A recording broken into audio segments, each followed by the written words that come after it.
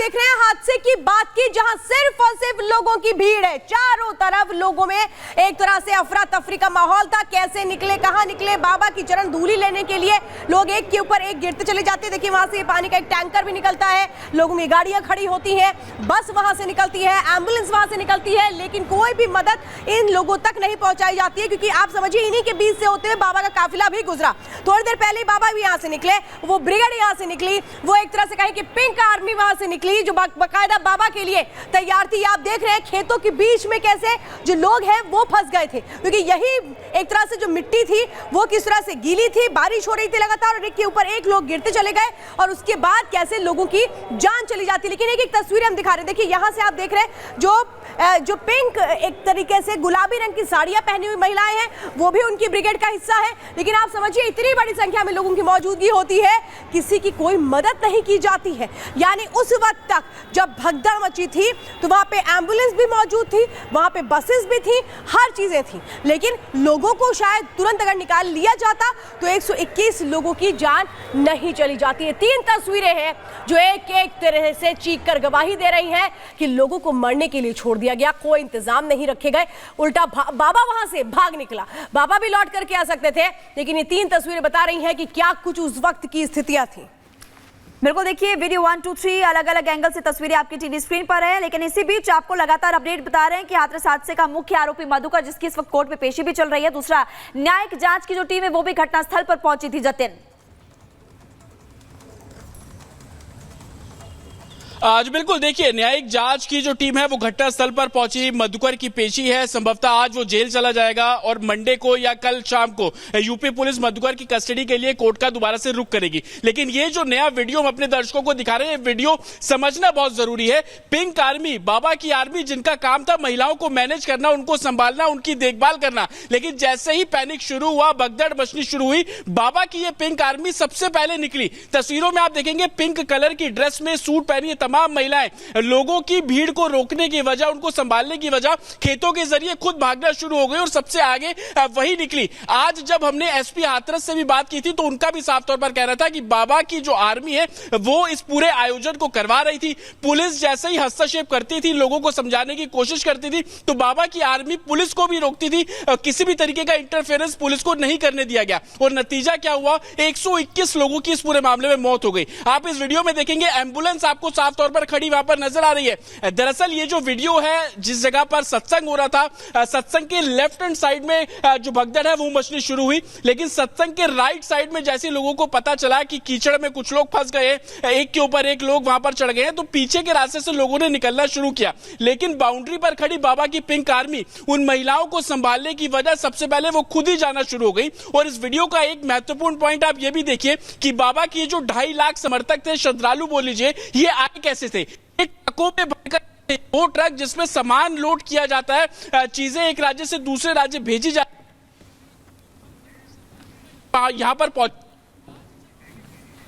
ठीक है जतिन, आपके पास लौट रहे हैं। देखिए लगातार जतिन एक तस्वीर आपको क्योंकि बता रहे हैं किस तरह से वहां पर पिंक आर्मी भागते हुए नजर आई थी। और सबसे बड़ी बात कि सुबह सुबह आपने सूरजपाल को सुना जो कि ये कह रहा था कि ये सब कुछ यहाँ पर जो भी हुआ है उपद्रवियों की वजह से हुआ है, और उपद्रवियों की वजह से जब हुआ है तो उपद्रवियों पर कार्रवाई की जाएगी। लेकिन अब आप देख रहे हैं कि बाबा की जो पिंक आर्मी थी वो भी वहां पर तैनात नहीं रही और उसके बाद भागते हुए नजर आई थी।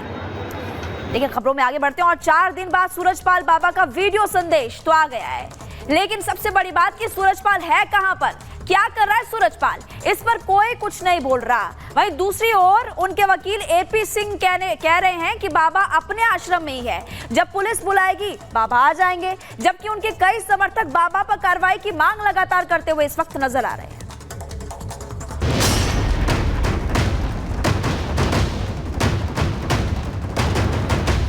मुख्य आरोपी गिरफ्तार, खुलेंगे राज,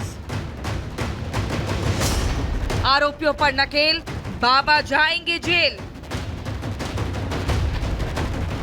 भक्त पूछे बाबा का पता, 4 दिन कहा लापता। हाथरस कांड के 4 दिन बाद बाबा साकार रूप में अवतरित हुए और 121 लोगों की मौत पर दुख जताया।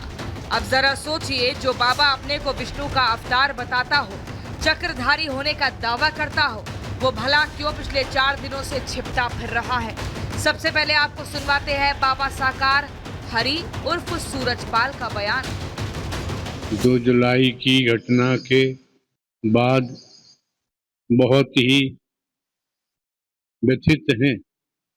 प्रभु हमें बस संगत को इस दुख की घड़ी से उबरने की शक्ति दें। सभी शासन एवं प्रशासन पर भरोसा बनाए रखें। हमें विश्वास है जो भी उपद्रवकारी हैं वो बख्शे नहीं जाएंगे। चलिए 4 दिन से लापता बाबा कैमरे के सामने तो आए, लेकिन अब जरा बाबा साकार के वकील साहब की बात सुनिए। बाबा क्यों इतनी देर में आए तो जब आप लोगों ने कहा कि आना चाहिए तो वो आ गए। कानून का सामना करना चाहिए। कानून का सामना पूरी तरह से कर रहे हैं। नारायण साकार ना कानून से छुपे हुए हैं ना भागे। मैंने वादा किया था आपसे, भारत में हैं, कहीं होटल में नहीं मिलेंगे, कहीं आश्रम में ही हैं और कहीं किसी के घर नहीं मिलेंगे। और फेस किया जो उनसे बन सका, जो उन्हें की इच्छा थी बोलने की, लेकिन मन स्थिति उनकी खराब है, बहुत व्यथित हैं। आपने कहा सवाल ये है कि बाबा अगर आश्रम में थे तो फिर अब तक सामने क्यों नहीं आए। वैसे ये बताया जा रहा है कि मुख्य आरोपी देव प्रकाश मधुकर की गिरफ्तारी के बाद बाबा को मजबूरन सामने आना पड़ा। 2 तारीख को हाथरस में सत्संग के दौरान हुई भगदड़ में 121 लोगों की मौत हो गई। इस मामले में हाथरस पुलिस ने एफआईआर दर्ज की।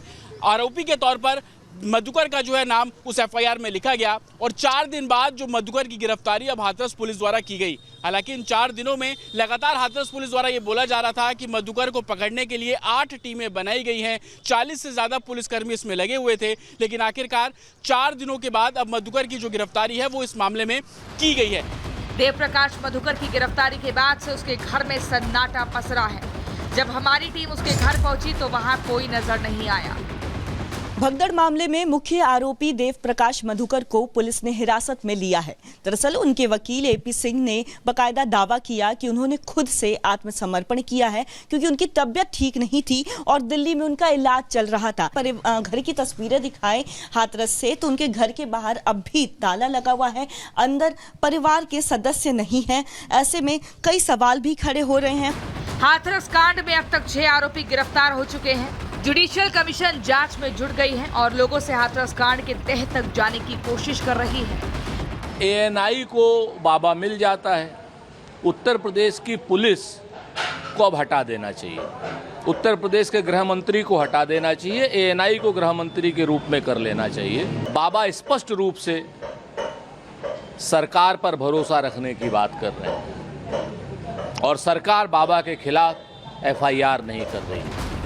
हाथरस कांड की जांच जारी है। मुख्य आरोपी गिरफ्तार हो चुका है और 4 दिनों से लापता बाबा सामने आ चुका है। ऐसे में उम्मीद है कि जल्द पता चल जाएगा कि हाथरस कांड हादसा है या साजिश। Bureau report, Republic Bharat.